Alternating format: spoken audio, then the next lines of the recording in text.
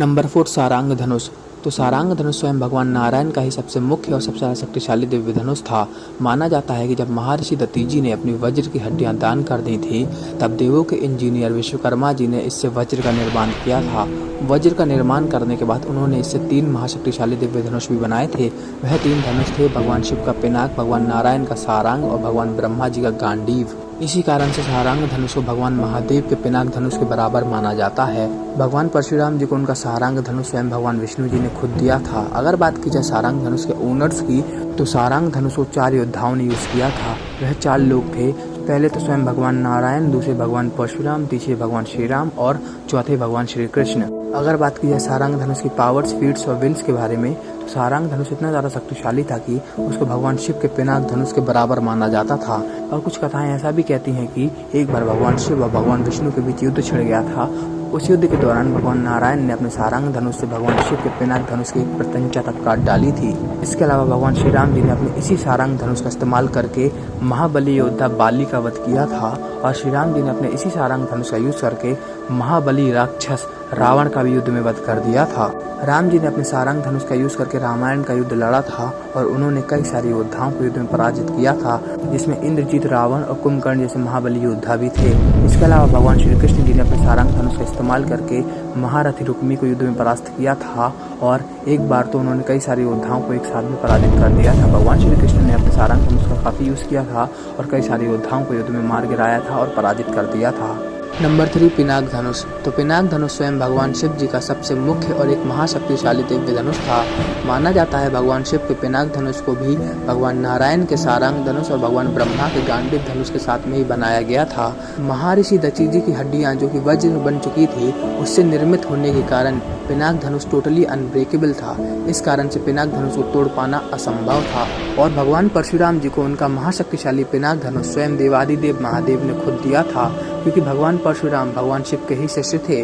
अगर बात की जाए पिनाक धनुष की शक्तियाँ, पावर्स और फीट्स के बारे में, तो पिनाक धनुष एक बहुत ही ज़्यादा भारी धनुष था और माना जाता है कि ये पूरे सनातन धर्म का सबसे ज़्यादा भारी दिव्य धनुष था। और पिनाक धनुष को पूरे सनातन धर्म का सबसे मुख्य और सर्वश्रेष्ठ धनुष भी माना जाता है। इस कारण से पिनाक धनुष को सर्वशक्तिशाली धनुष भी माना जाता है। पिनाक धनुष इतना ज़्यादा शक्तिशाली दिव्य धनुष था कि इसको उठा पाना लगभग इम्पॉसिबल था। अगर आप महाभारत, रामायण और वेदों की माने, पिनाक धनुष को सिर्फ 2 ही योद्धा उठा पाए थे। वह 2 योद्धा थे स्वयं देवों के देव महादेव और भगवान विष्णु के छठे अवतार भगवान परशुराम। लेकिन अगर आप रामचरितमानस की मानते हैं, तो पिनाक धनुष को 4 योद्धा उठा पाए थे। वह थे स्वयं देवादिदेव महादेव, भगवान विष्णु के छठे अवतार भगवान परशुराम, भगवान श्री राम और माता सीता।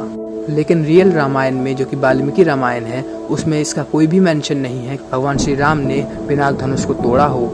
अगर बात की जाए पिनाक धनुष के विंड्स के बारे में, तो स्वयं देवादिदेव महादेव और भगवान परशुराम जी ने अपने इस महाशक्तिशाली पिनाक धनुष का यूज करके हजारों और लाखों महाशक्तिशाली राक्षस और महाशक्तिशाली योद्धाओं को युद्ध में मार डाला था। हिंदू धर्म का सर्वश्रेष्ठ धनुष होने के कारण पिनाक धनुष इस लिस्ट में नंबर 3 पे आता है।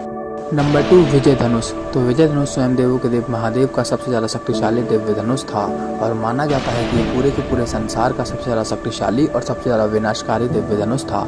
अगर बात की जाए विजय धनुष के निर्माण के बारे में, तो विजय धनुष का निर्माण स्वयं देवों के देव महादेव ने खुद किया था। शिव जी ने अपनी योगिक माया और अपनी आदि अनंत और असीमित शक्तियों से इस विजय धनुष का निर्माण किया था। महादेव की शक्तियों से निर्मित होने के कारण विजय धनुष पूरी तरह से अनब्रेकेबल था और ये पूरे संसार का इकलौता ऐसा धनुष था जिसके धनुष के साथ साथ प्रत्यंचा भी अनब्रेकेबल थी। कोई भी अस्त्र शस्त्र विजय धनुष और विजय धनुष की प्रत्यंचा को काट नहीं सकता था।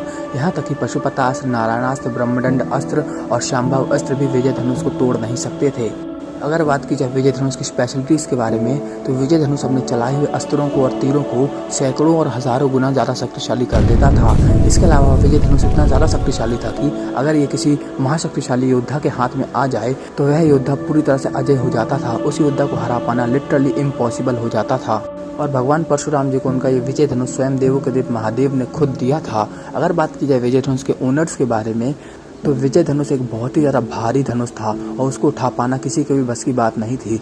कई सारे महाशक्तिशाली योद्धा तो विजय धनुष को हिला भी नहीं सकते थे, जिस कारण से विजय धनुष को सिर्फ और सिर्फ 3 ही योद्धा उठा पाए थे। वह 3 योद्धा थे, पहले तो स्वयं भगवान शिव, दूसरे भगवान विष्णु के छठे अवतार भगवान परशुराम और तीसरे सूर्यपुत्र कर्ण। अब बात कर लेते हैं विजय धनुष के फीट्स, विंस और पावर्स के बारे में और ये जान लेते हैं कि विजय धनुष कितना ज्यादा शक्तिशाली धनुष था। महादेव के हाथों और महादेव की शक्तियों से निर्मित होने के कारण ये दुनिया का सबसे ज्यादा शक्तिशाली दिव्य धनुष था और महादेव ने इसको खुद यूज किया था, जिससे आप इसकी पावर्स का अंदाजा लगा ही सकते हैं। और कुछ स्टोरीज ऐसा भी कहती हैं कि महादेव ने अपने इसी विजय धनुष से ही त्रिपुरा नगरी का सर्वनाश कर दिया था। महादेव के बाद विजय धनुष का यूज भगवान परशुराम जी ने किया था। भगवान परशुराम जी ने अपने इस विजय धनुष का इस्तेमाल करके पूरी धरती को 21 बार क्षत्रिय विहीन कर दिया था और पूरी धरती को 21 बार जीत लिया था।